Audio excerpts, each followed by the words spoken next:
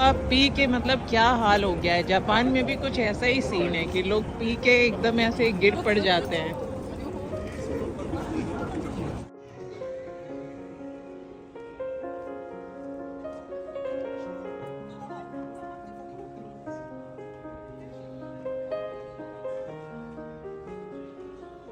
आज भी यहाँ पे लोग पीसीओ यूज करते हैं भाई, देखो जरा।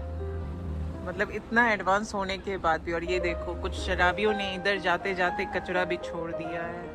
ये जिसकी भी साइकिल है, आप देखो कितने पुण्य का काम कर रहा है ये बंदा। इसने पूरा कचरा जमा कर रखा है अपने साइकिल में। कॉलोनी भी है जैन कॉलोनी, जो कि सारे डायमंड्स वाले जैन है। मतलब अपने रिच इंडियंस हैं यार इस महंगे से शहर में, इस महंगे से कंट्री में। वो भी एरिया आप लोगों को दिखाऊंगी, पहले अंदर जाके।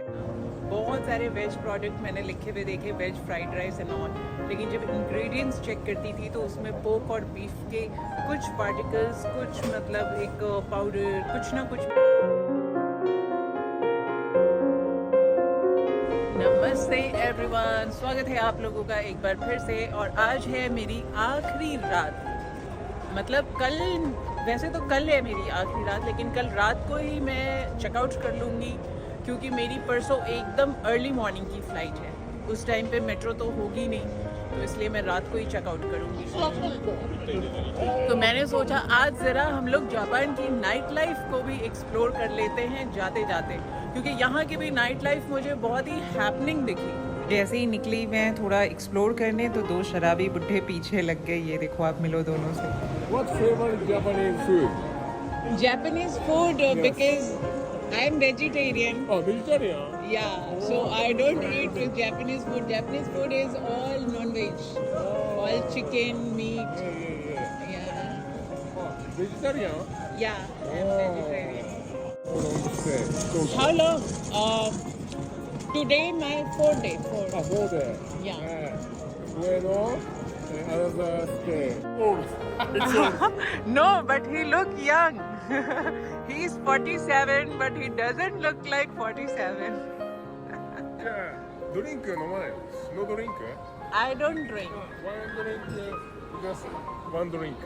I don't drink. あ、じゃあ Vietnam Thailand से कुछ कम नहीं लगा मुझे। यहाँ पे भी उसी टाइप की बहुत सारी गलियाँ हैं, जिसमें बहुत सारी लड़कियाँ, पार्टीज, ड्रिंक और यूथ, सारी चीज़ें घूमते रहते हैं। तो मैं अभी हूँ यहाँ यूनो में।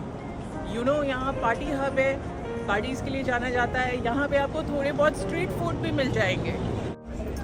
मोस्टली लोगों ने पी रखी है। और इधर देखो आप, पी के मतलब क्या हाल हो गया है। जापान में भी कुछ ऐसा ही सीन है कि लोग पी के एकदम ऐसे गिर पड़ जाते हैं।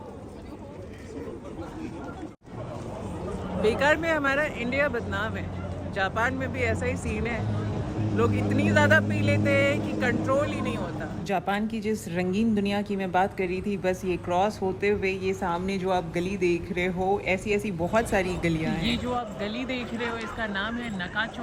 और सच में यहाँ पे लोग नाचते ही रहते हैं। यहाँ पे इतने क्लब हैं, ये बिल्कुल आपको पटाया फील देगा ये गली। उस डे जब मुझे मुश्किल से एक होटल हॉस्टल मिला था, वो लकीली इसी गली में था। और कसम से जो फर्स्ट डे मेरा एक्सपीरियंस था आने के साथ में, जब मैंने ये चकाचौंध देखा ना, हैरान रह गई। मतलब मैंने जापान को इस वे में कभी इमेजिन नहीं किया था। हमेशा सिर्फ वो फ्यूचरिस्टिक थिंग्स और बहुत ज़्यादा टेक्निकल थिंग्स, बट मुझे पता नहीं था कि जापान में भी ऐसी हार्ड कोर पार्टीज़ होती हैं। मतलब ऐसे लड़कियां ऐसे बाहर प्राइस टैग के साथ खड़ी होती हैं। और लोगों में एक ख़ास चीज़ मैंने यहाँ पे देखी कि ये सूट बूट में ही ऑफिस भी जाते हैं, सूट बूट में ही ये नॉर्मली घूमने भी निकलते हैं, और सूट बूट में ही ये पार्टीज़ में भी आते हैं। मतलब सूट बूट पहनना बहुत ज़्यादा पसंद है जापानीज़ लोगों को। और नाम की तो क्या बात बताऊँ, मतलब एक से एक नाम है यहाँ पे क्लबों के। जैसे कि कुछ नज़र आप डालो तो आपको भी दिखेगा। मसाज पार्लर से लेके हर तरीके की चीज़ें, इवन रशियंस भी, अफ्रीकन्स भी, हर तरीके के यहाँ पे क्लब हैं जहाँ पे आपको उस रीजन की लड़कियाँ मिलेंगी। अगर आप इन चीज़ों में शौकीन हो तो जापान भी कुछ कम नहीं है बैंकॉक पटाया से। मतलब लोगों के बाजू से क्रॉस होने में भी इतनी स्मेल आ रही है ना। मतलब सबने आज पी रखी है। मतलब ये पूरे लेन जो है, ये आपको फुल पटाया थाईलैंड वाली फील देंगे।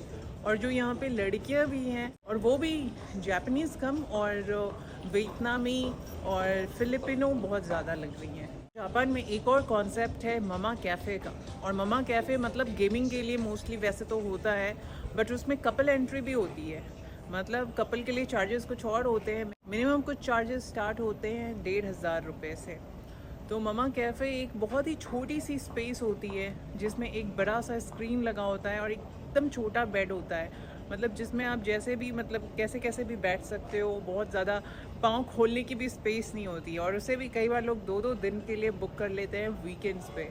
तो ये कल्चर जो है मेरे हिसाब से ये सिर्फ आपको जापान में देखने मिलेगा, और पूरे जापान में है। टोक्यो में तो भर भर के है, बट अदर पार्ट्स में भी है। एक नज़र आप इधर नाम पे डालो ज़रा, मिल्की गर्ल। उधर देखो चेरी बॉम्ब, रुको अभी जूम करती हूँ तो आपको दिखेगा। ये देखो, ये सारे क्लबों के नाम हैं, चेरी बॉम्ब। सारे क्लब अभी भरे हुए हैं। मतलब इधर तो सिर्फ वॉकिंग टूर लेने में भी बहुत ही मज़ा आ रही है रात के टाइम पे, बहुत ही हैपनिंग है।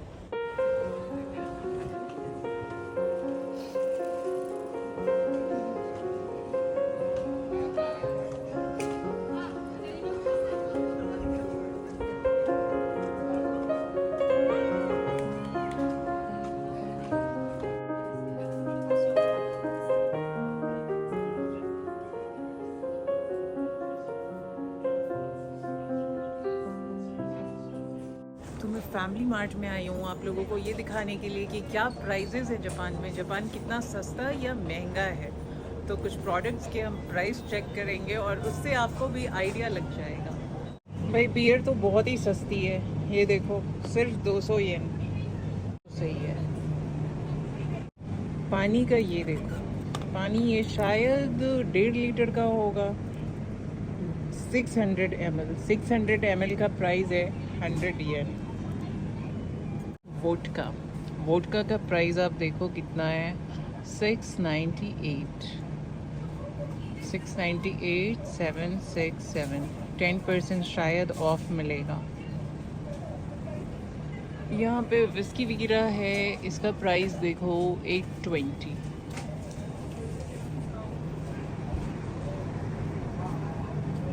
जापान में एक गलती आप बिल्कुल मत करना कि अगर आप कुछ भी प्रोडक्ट उठाते हो और अगर वो वेज भी लिखा है तो भी उसकी पूरी इंग्रेडिएंट्स चेक करना। बहुत सारे वेज प्रोडक्ट मैंने लिखे हुए देखे, veg fried rice and all, लेकिन जब इंग्रेडिएंट्स चेक करती थी तो उसमें पोर्क और बीफ के कुछ पार्टिकल्स, कुछ मतलब एक पाउडर, कुछ ना कुछ मिला होता था। और चिकन में तो फॉर श्योर होता होगा। तो आप में से बहुत लोग चिकनटेरियन होंगे तो ज़रूर इंग्रेडिएंट्स चेक करना। कभी भी आप लोग इन्हें अगर पैसे दोगे तो यहाँ पैसे कभी भी हाथ नहीं लगाते। ये ट्रे इनका रखा होता है, जो ट्रे में ही वो पैसे देते हैं। मतलब आपको अगर पैसे देने हैं तो आप सिर्फ ट्रे में दे सकते हो। तो मैंने अभी ली है कॉफ़ी, ठंडे ठंडे मौसम में बहुत दिल हो रहा है मेरा कॉफ़ी पीने का। और ये जो भाई साहब हैं ये उज़्बेकिस्तान से हैं। यहाँ आप काफ़ी सारे नोटिस करोगे, 7-Eleven, फैमिली मार्ट, ऐसी जगहों पे आपको काफ़ी सारे ऐसे उज़्बेकिस्तान, कज़ाकिस्तान के लोग मिलेंगे। तो आ गया मेरा कॉफ़ी। Milk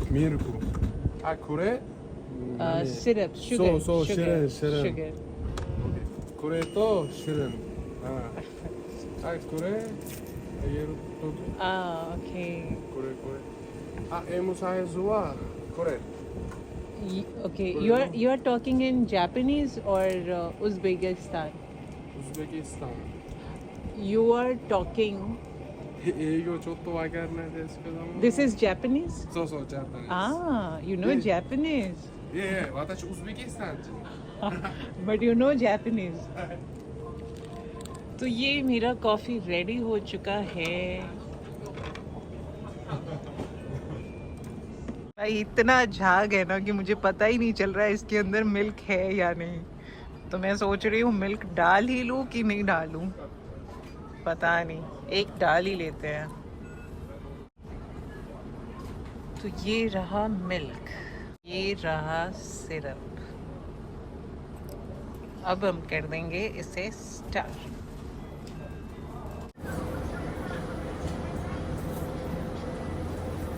bye bye. दसवीं दानिया।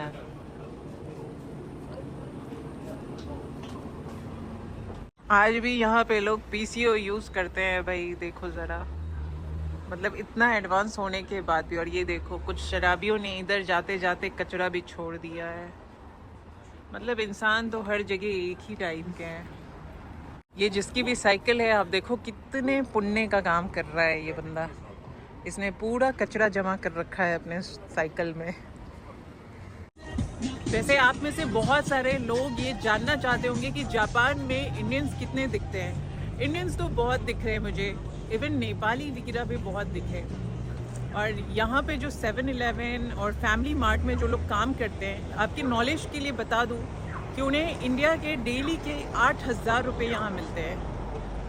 एक जब मैं फर्स्ट डे आई थी तो मैं 7-Eleven गई और मेरी किसी से बात हुई और वो यूपी से हैं और वो यहाँ पे पिछले 7 सालों से काम कर रहे हैं। जैसे कि अभी आपने देखा उज़्बेकिस्तान से, नेपाल से, मतलब मैंने अलग अलग कंट्री के ही लोगों को मोस्टली यहाँ पे फैमिली मार्ट या 7-Eleven में काम करते देखा है। तो उनकी सैलरी डेली के 8,000, मतलब मंथ का आप सोच लो 2 लाख से भी ऊपर बनता है, 2.5 लाख से भी ऊपर बनता है। लेकिन शहर भी बहुत महंगा है। तो आप में से अगर बहुत लोग जो यहाँ पे जॉब तलाशने सोच रहे होंगे तो उनके लिए ये काम आ सकता है। एक बार फिर से कुछ नोटिस किया आप लोगों ने? Suit boot, Japanese love suit boot. ये बैग देखो भाई, क्या बैग है, बहुत ही प्यारे स्टाइल का लगा मुझे। बैग लग ही नहीं रहा है, ये देखो, पता नहीं अजीब सा ही शेप है इसका। ये पता नहीं कैबिन लगेज में आएगा या नॉर्मल लगेज में डालना पड़ेगा। वैसे तो शहर आपको बहुत कंजेस्टेड महसूस होगा, लेकिन यहाँ की जो भी रोड्स आप देखोगे इतने ब्रॉड हैं और इतने बड़े बड़े ज़ेब्रा क्रॉसिंग हैं। बाइक्स के लिए अलग लेन बनी हुई है, बसेस के लिए अलग लेन बनी हुई है, जो आम तौर पे फॉरेन कंट्रीज़ में होती है। इसलिए आपको ट्रैफिक इतना ज़्यादा देखने नहीं मिलेगा जितना कि नॉर्मली होना चाहिए, क्योंकि टोक्यो दुनिया की सबसे क्राउडेड सिटी है, हाई डेंसिटी वाली।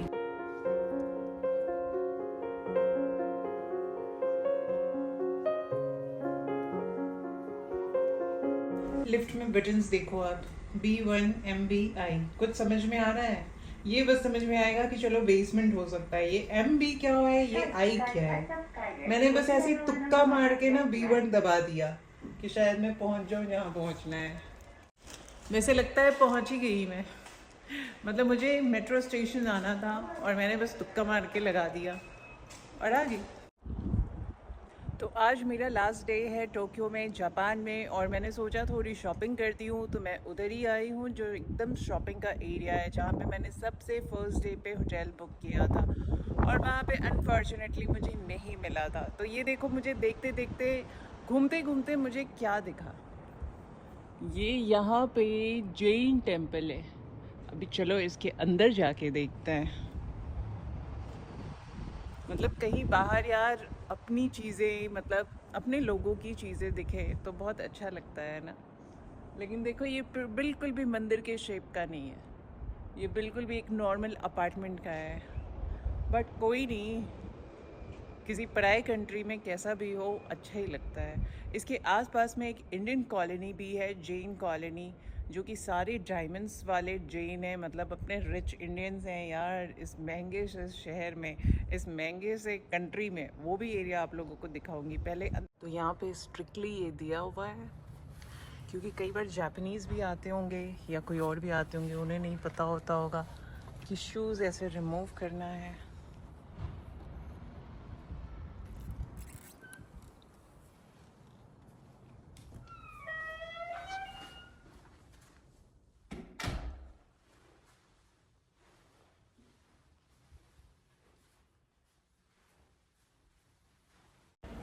इतने इंस्ट्रक्शंस मैंने आज तक कभी इंडिया में किसी मंदिर में तो नहीं देखा। ये पहली बार मैं देख रही हूँ इंस्ट्रक्शन पे इंस्ट्रक्शंस हैं, इसलिए मुझे तो अभी कैमरा ऑन करने को भी डर लग रहा है। बट मैंने चुपके से ऑन किया। दो नीचे ये लिखा भी था कि आप शूट नहीं कर सकते, कैमरा ऑन नहीं कर सकते, बट कोई मुझे दिख ही नहीं रहा है। तो जब कोई दिख ही नहीं रहा है तो यार थोड़ा सा अपने व्यूवर्स के लिए इतना रिस्क तो मैं उठा ही सकती हूँ ना। जैसे मंदिरों में तो बहुत गई हूँ मैं, लेकिन आई गेस ये पहली बार होगा कि मैं किसी जैन मंदिर में आई हूँ। इंडिया में भी मैं किसी जैन मंदिर में नहीं गई हूँ।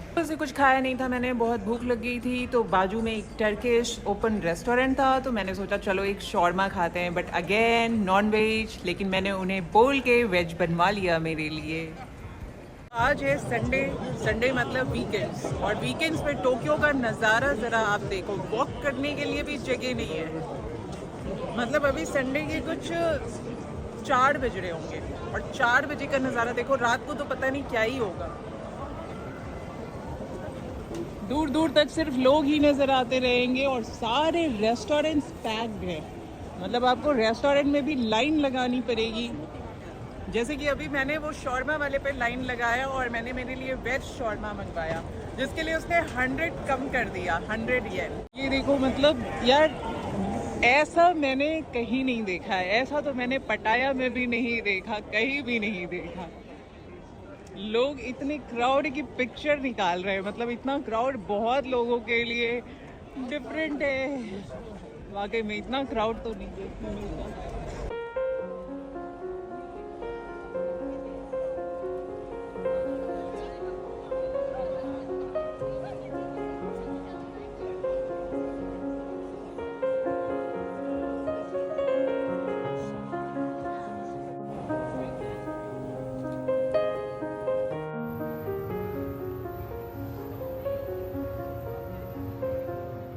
आपने बहुत तरीके का ड्रिंक देखा होगा, बहुत तरीके की ड्रिंक की वैरायटी देखी होगी, कॉकटेल देखा होगा, मॉकटेल देखा होगा, बट अभी जो मैं दिखाने वाली हूँ वो आपने कभी नहीं देखा होगा। वो मैंने भी सिर्फ जापान में देखा है। तो ये देखो, ड्रिंक कुछ इस तरीके के कलश में भी मिलता है। मतलब इंडिया में तो हम किसी को दे एक पल के लिए बंदा कलश सोच ले सोच ले कुछ पूजा का सामान है, लेकिन इसके अंदर ड्रिंक है। 900 ml 3000। सस्ता है यार, बहुत सस्ता है। इवन टैक्स फ्री है, मतलब ये और लेस हो जाएगा 10%। तो ये प्राइजेज है। और ये रहा कलश में ड्रिंक। वज़न क्या है भाई। और ये कलश को भी इन्होंने देखो, ये पूरे रस्सी से लपेट रखा है, और बिल्कुल यार कलश का शेप दिया है। मुझे लगता है ये थीम है ना, इन्हें इंडिया में कभी ये लोग गए होंगे, इन्हें बहुत पसंद आया होगा, तो इन्होंने सोचा हम इसका क्या यूटिलाइज कर सकते हैं, तो ड्रिंक भर के बेच रहे हैं। अतरंगी ड्रिंक्स की ना यहाँ कमी नहीं है। ये देखो, ये कुछ और ही अलग सा है। पता नहीं ये क्या क्या पेंटिंग बना रखी है यार। मुझे लगता है हर कंट्री में इन्होंने घूमा है, जहाँ से जो पसंद आया ना उसकी कॉपी मार के इन्होंने ड्रिंक बना दी है। और इसका भी प्राइस आप देखो बहुत ही सही है, 3800। आफ्टर टैक्स मुझे लगता है 3800 है, 1800। वाह, ये तो बहुत ही चीप है। इधर ये पूरे तरीके से गिफ्ट के तरीके से इन्होंने ये रैप कर रखा है। आप इस तरीके से शैम्पेन भी अपने दोस्तों को, यारों को दे सकते हो शादियों में गिफ्ट। इधर तो ऐसा लग रहा है जैसे हर्बल वाले ड्रिंक्स हैं। देखो आप, चिल ग्रीन, ऐसा लग रहा है ग्रीन टी का ये ड्रिंक वाला वर्जन है।